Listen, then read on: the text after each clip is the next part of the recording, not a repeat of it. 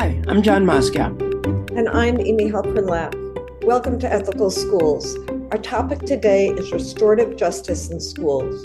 We're joined by Sarah Eblen and Reginald Berry Jr., former middle school classroom teachers who now coordinate the program in Kansas City, Missouri public schools.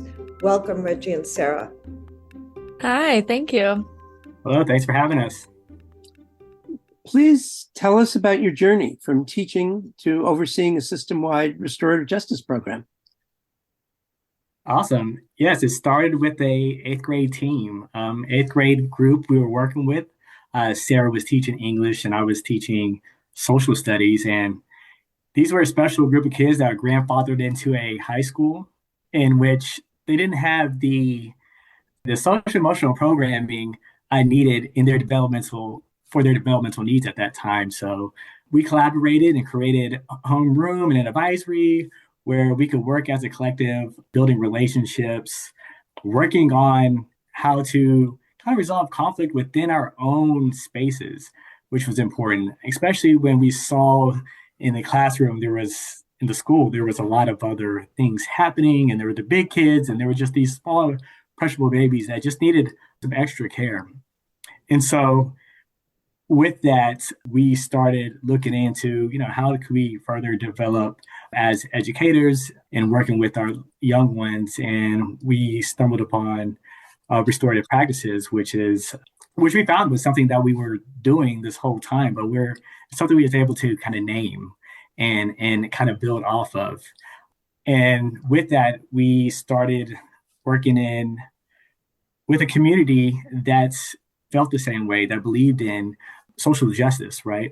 That believed in the social emotional care of our students. And with that, it grew. It grew into a whole school initiative directed by Sarah and I. And with that, and it kind of took traction and attention from the wider community in our district. And today we are now the district coordinators for Kansas City Public Schools, working with 12 other great individual coordinators. We call them restorative justice coordinators at each of these schools. And it's been great coaching them, and it's been a great journey with us. And what are the logistics of the program now? Yeah, so like Reggie said, we had no idea that we would be in 12 schools when we were standing in classrooms 5 years ago, dreaming of a better culture for our eighth graders. But now we lead a restorative justice residency program. So we onboard all of our restorative justice coordinators through a very intensive program to make sure that they feel supported. And then we continue that support through weekly coaching. And we also provide restorative justice practice training for all KCPS teachers as they're onboarded into their schools. And then a follow-up training, they learn how to implement circles in their classrooms. So day to day, we're coaching restorative justice coordinators who are coaching their staff, all to bring a more restorative model to all of our schools. And then at the district level, it's looking at policy. 2 years ago, we redid our code of conduct to be more restorative, took out words like threatening, took out punitive offenses, things that were levied against students of color to make our code of conduct more equitable. And so it's kind of a on-the-ground approach met with the policy and code approach. What kind of training did the teachers receive? Yes, so we start off all of our trainings and our staff with just the background of restorative practice, the theory, right? And really focusing on the why, like why are we doing this work, to put it in better context. And that's what kind of differentiates us from, I think, other kind of initiatives is there is an explicit why we are doing this. We're looking for equity, right? We're looking for justice within our communities. So they take that first training to work on that paradigm shift, right? In which we are leaving this punitive basis in which we all kind of come from and grown up and honed into to a more restorative approach. So that's round one. And then round two is let's get into some practice. Let's look at how we can use restorative circles to build community and use that same practice to deal with conflict when conflict does arise. But that's where we start. And then, as was mentioned earlier, with our coordinators and ourselves, we do continuous education with all of our staff members throughout the district to give them more tools and which are aligned with the methodology in which we practice. What are some of the major tools that you use? And can you describe them a little bit? Like, for example, what exactly is a restorative circle? What does it look like? Yeah, absolutely. Just to name, we got really lucky to have a training partner in our city. That was a huge part of our success. We train with the Center for Conflict Resolution. And so that they train all of our teachers. So as we started to create this movement, we were lucky to find that partner. I'm sorry, who was that partner? The Center for Conflict Resolution. Yeah. So some of the main practices we look at, we think about them through a tiered approach. A lot of people think about restorative justice and think right away it's conflict resolution. But 80% of restorative work is community building. You can't bring someone back into a community after they've caused harm if they don't feel connected to that community. So 80% of the work we do is connective community work. That can be a connection circle. That can be temp checks in the classroom. That can be really intentional relationship building through do nows that ask relational questions. But the whole idea is bringing our students into a space where it's relationships first, rules second. We care more about the relationships than we do about the rules because we're harming people, not rules. Rules are made up, but people can be hurt. And then that second part of it is thinking when those lower level harms occur, how do we teach students how to make that right? So that's when you get into some of these harm circles. And circles in restorative practices is when you sit in a space, there's a talking piece that everyone gets a chance to speak in circle. There are often pieces in the middle of the circle that are representative of what's important to the people in the circle. And there are rounds. So there might be 3 to 4 rounds where you ask questions, and those questions vary on what type of circle is being conducted. In a relationship building circle, the question could be as inviting or silly as in your next life, would you rather be a dog or a cat? So sometimes the circle questions can just be silly, inviting. And then when you get into these harm circles, it can be, what did you do to make it better? And what did you do to make it worse? And really asking our students to take that cognitive load to answer that question, because in education, we're so used to answering that question for them. So restorative circles are just an equalizing of whose voice is in the room and where there's student and staff voice just is equal. And then a lot of those practices are like student conferences. Those conferences just look a little bit different than we're used to hearing conferences go. Once again, putting more cognitive load on the student. What happened? Who was harmed? And what can we do to make it right? As staff, those are the only, however many words I just said, that's all we have to say. The students do that heavy lifting. And then once we get into that third degree of harm, where maybe there was some separation, they had to be removed from the space, how we bring our students back into space is really, really important, because that isolating practice has put students at risk of the school to prison pipeline for 50 years. So we have to do it differently.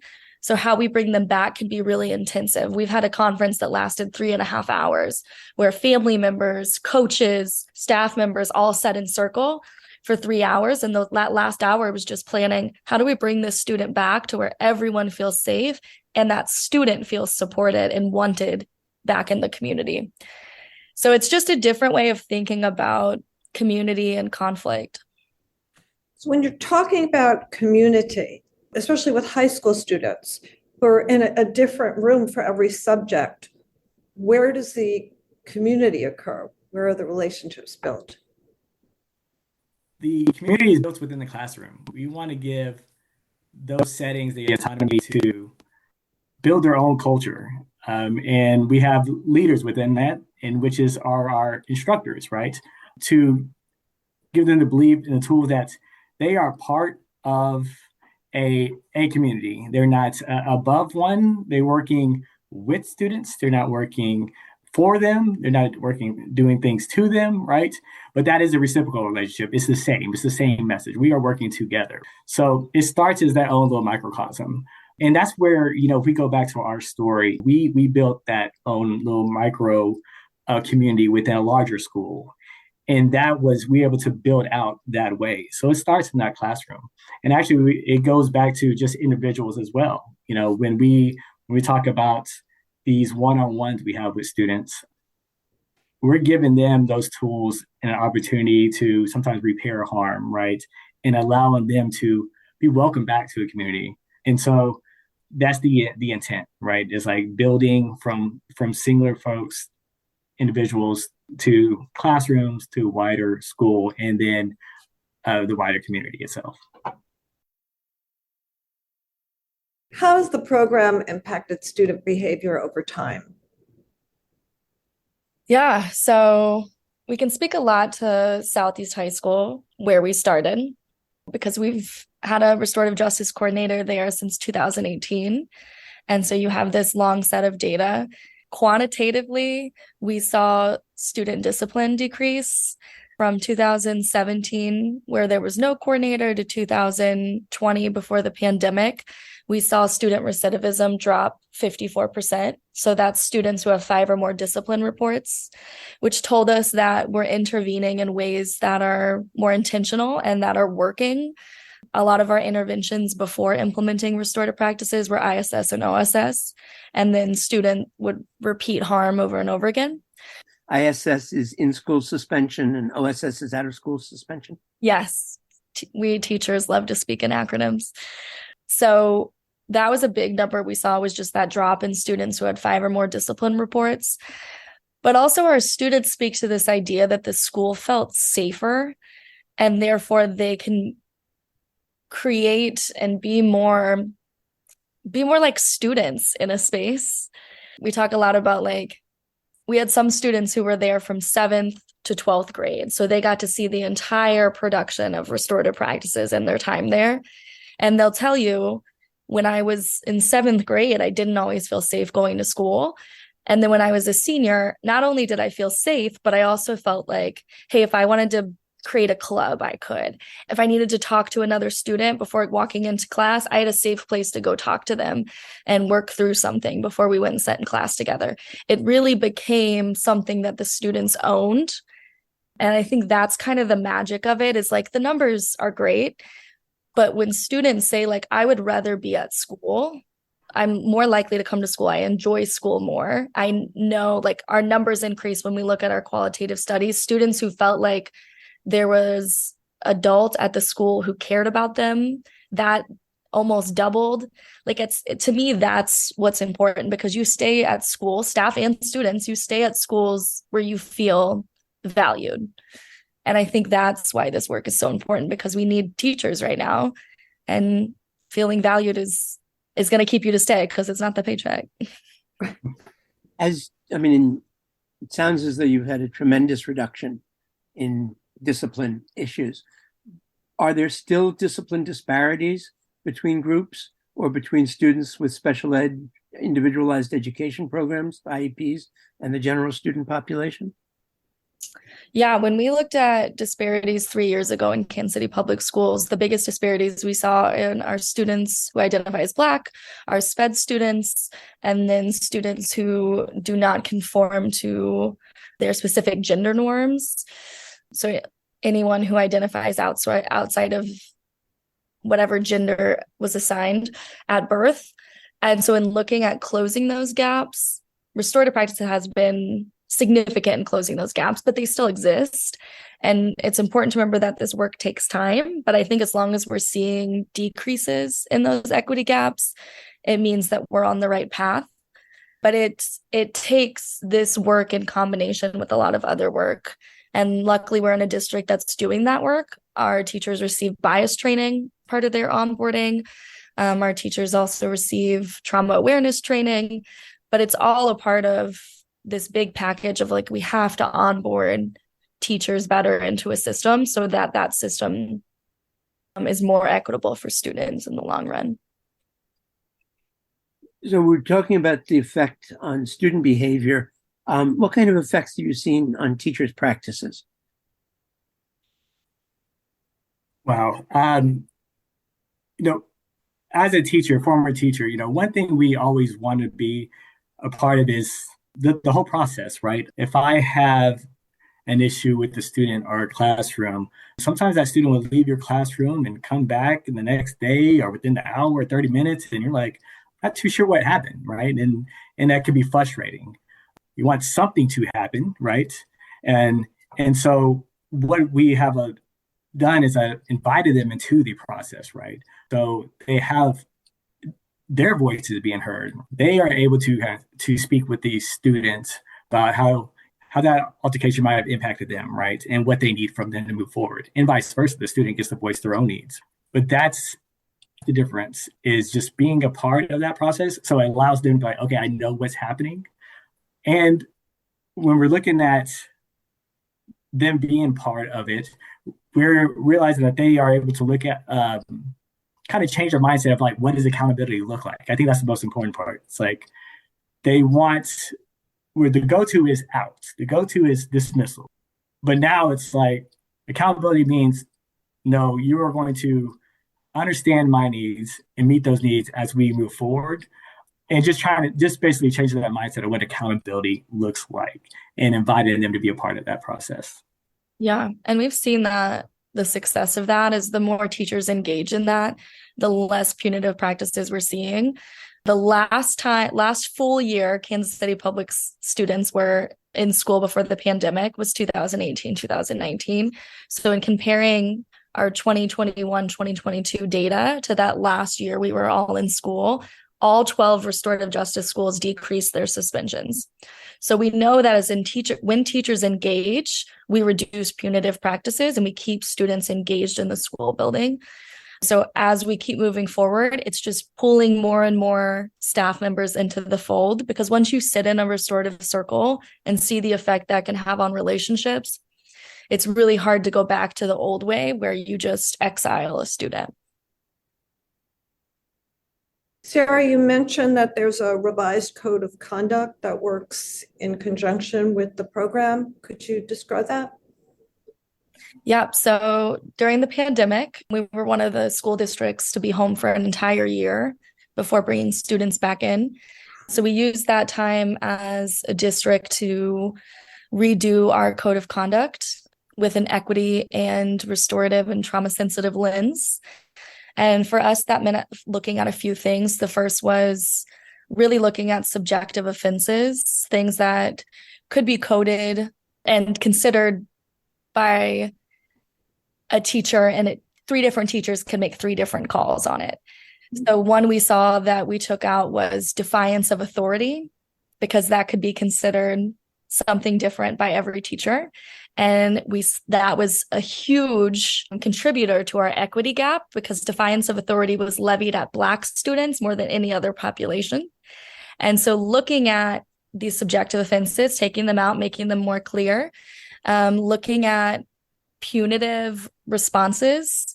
Do we have more interventions or do we have more punitive responses? So we put in a lot of interventions before any sort of punitive practice like ISS or OSS. So really making sure we're engaging and intervening instead of just kicking out.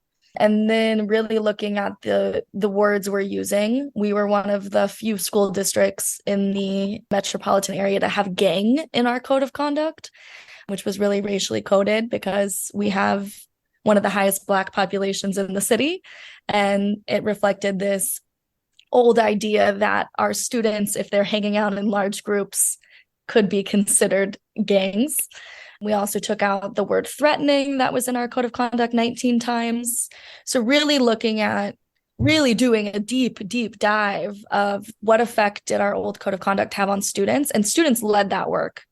They were the ones looking into it. We had a student review team, and the quotes from that, it's amazing because they are so much more insightful than as adults we are, because we're used to it. So we don't take a second look at it. We had a student say, if you keep calling me threatening, because we use the language that's in the code, I act threatening.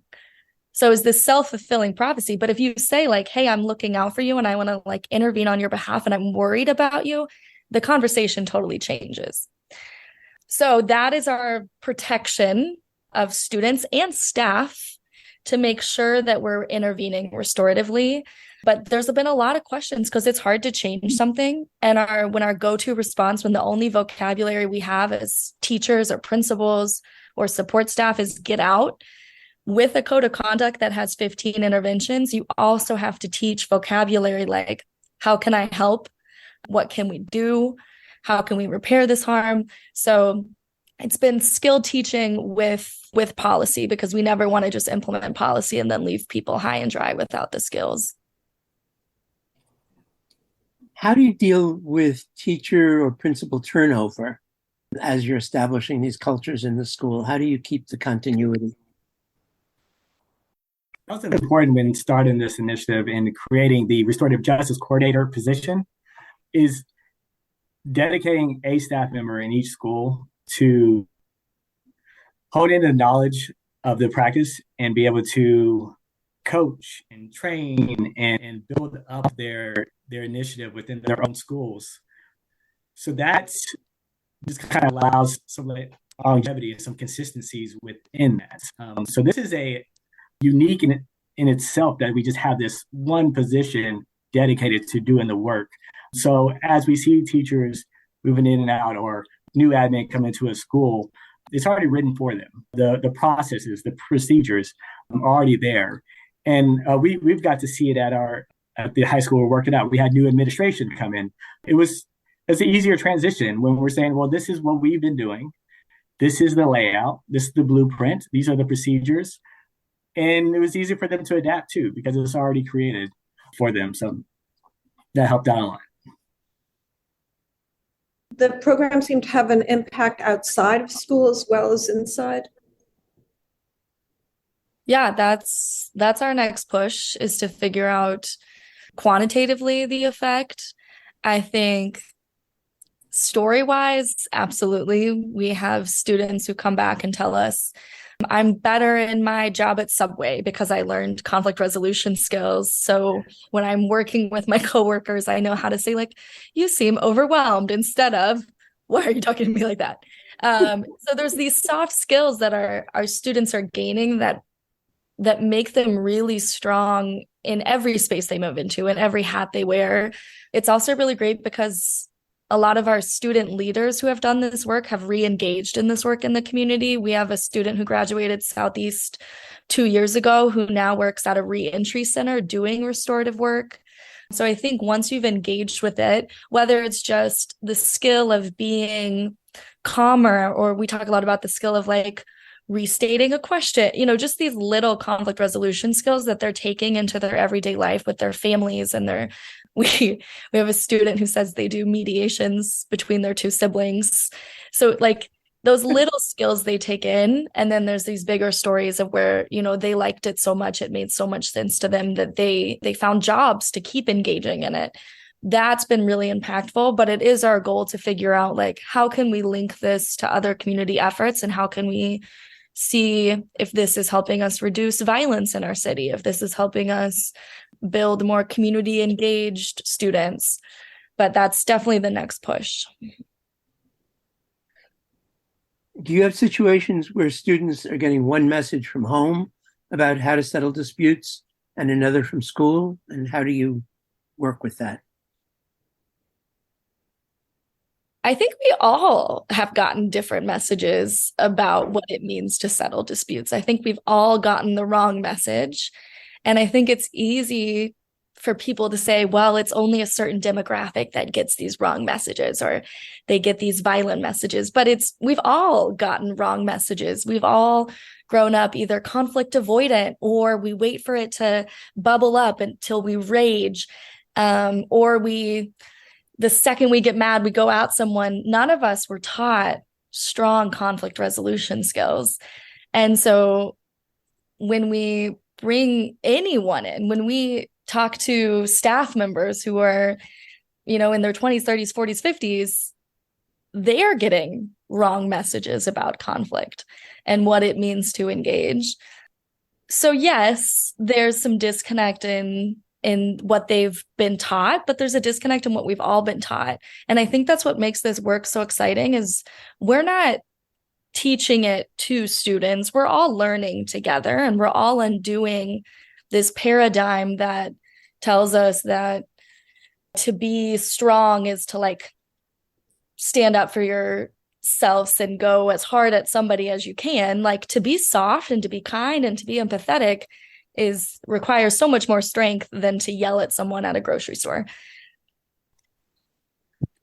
So I was just thinking, I mean, I think what you're saying makes a lot of sense. I'm just thinking of a situation where maybe a student's in a fight or something, and perhaps particularly, say, a younger student, where the parent comes in and says, look, I've taught my kid that he or she has to stand up for themselves. And if somebody hits them or whatever, that they should hit back.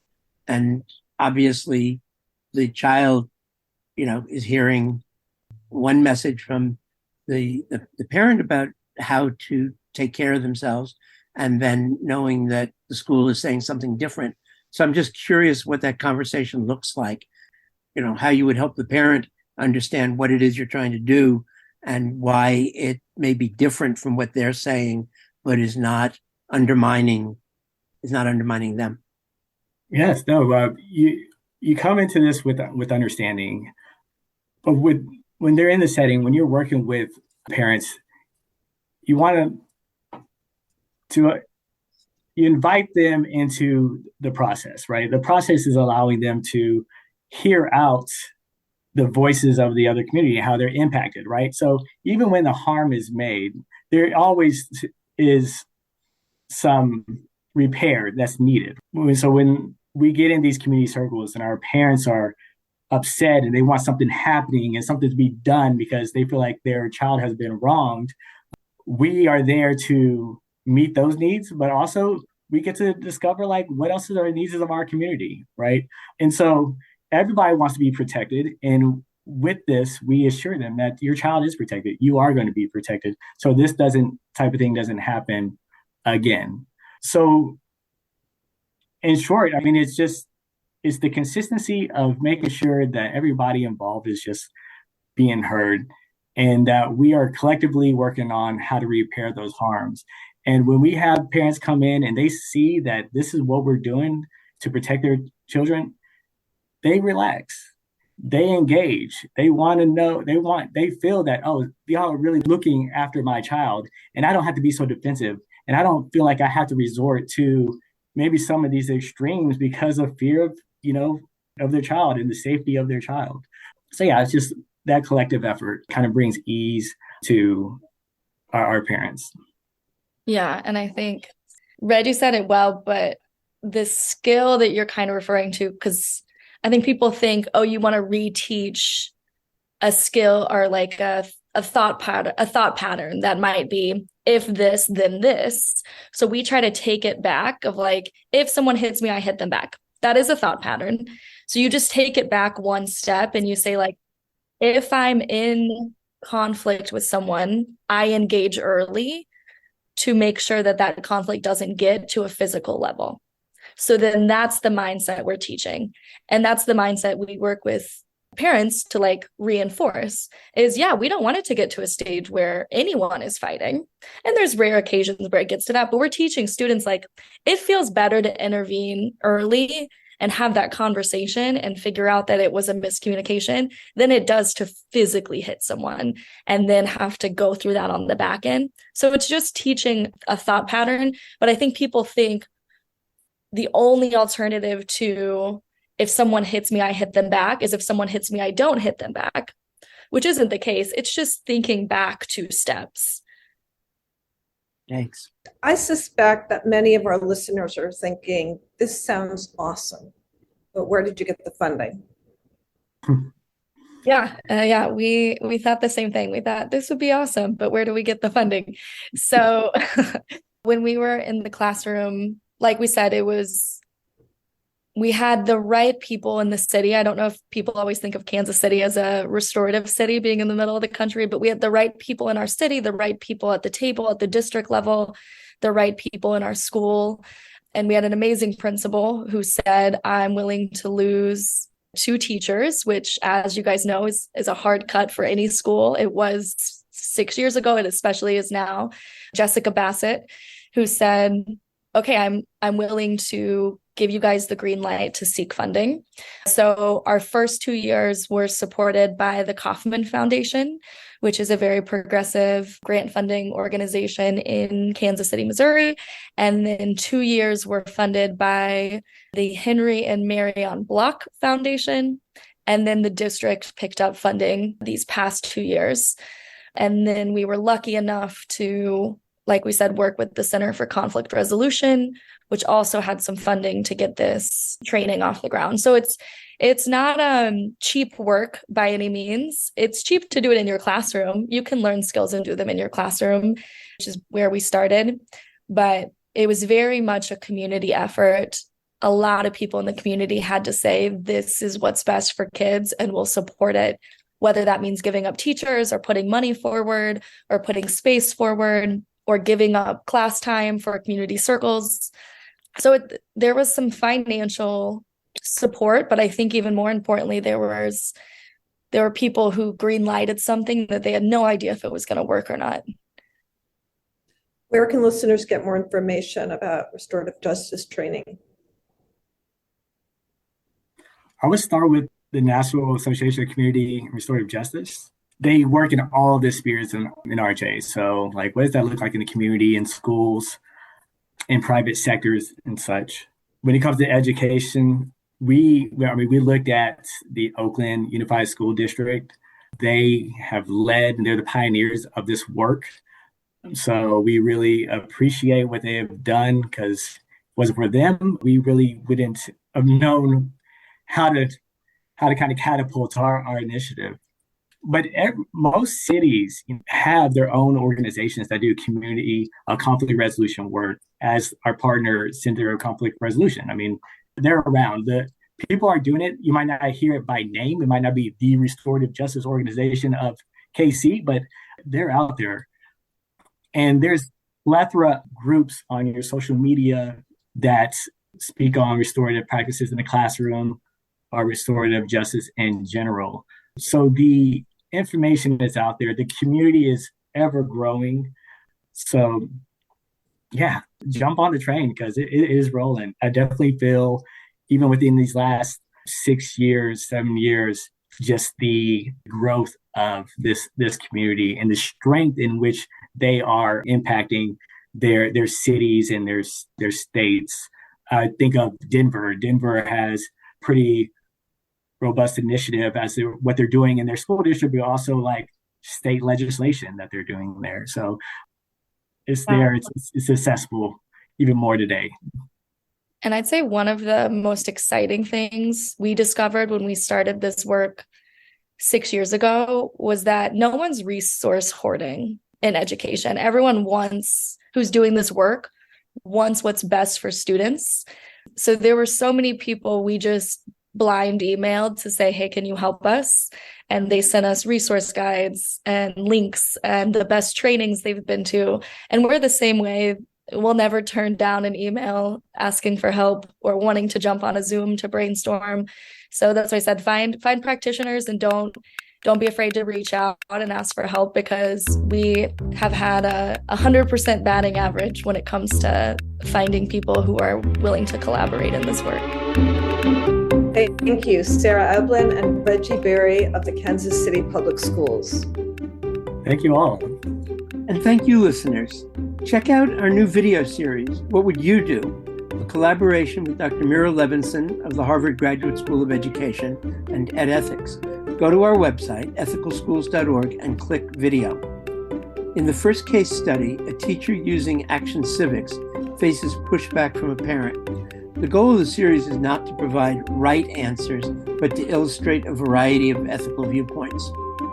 If you found this podcast worthwhile, please share it with a friend or colleague. Subscribe wherever you get your podcasts and give us a rating or a review. This helps others to find the show. Check out our website for more episodes and articles, and to subscribe to our monthly emails. We post annotated transcripts of our interviews to make them easy to use in workshops or classes. and we work with consultants to offer customized social emotional learning programs with a focus on ethics for schools and youth programs in the New York City and San Francisco areas. Contact us at hosts@ethicalschools.org. We're on Facebook, Instagram, and Twitter at Ethical School. Our editor and social media manager is Amanda Denchi. Until next week.